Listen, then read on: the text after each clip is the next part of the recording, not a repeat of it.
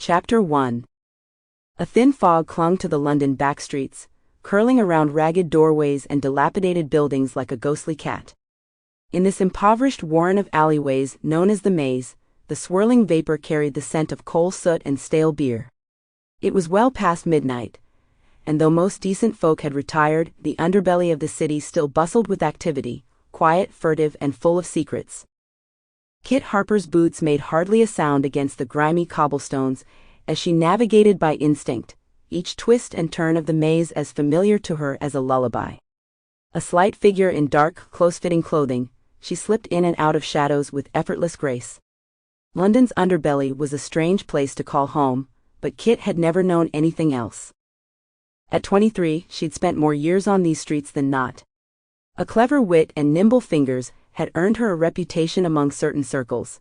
Some admired her skill, others cursed her name. She never stayed tied to one place for long, partially by choice and partially by necessity.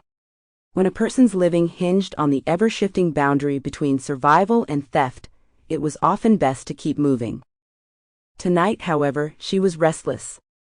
The night's pickings had been meager. After dodging 2 constables on an ill-timed patrol, she'd filched only a few coins from a drunk stumbling near the docks. Hardly enough to keep her in bread and lodging for the next week. She needed more coin before sunrise, if she was to avoid returning to the seedy flophouse she despised. A pinprick of light in the distance drew her eye. The windows of the Rusty Crown glowed faintly, its sign swinging on creaking iron hinges. It was one of the few taverns on this side of town that stayed open into the small hours. One might find a pair of dice or a card game still going behind its doors, and maybe a pocket or two worth picking. Kit paused at the threshold, brushing damp hair from her eyes. She could hear muted laughter from inside, and caught a whiff of ale. Pulling her hood lower, she stepped up to the battered wooden door. Before entering, she discreetly checked that her small knife remained strapped at her waist.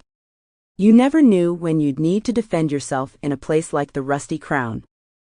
The tavern was dimly lit by lanterns and a few flickering candles, but it was enough to see the scattering of patrons hunched at tables or leaning against the bar.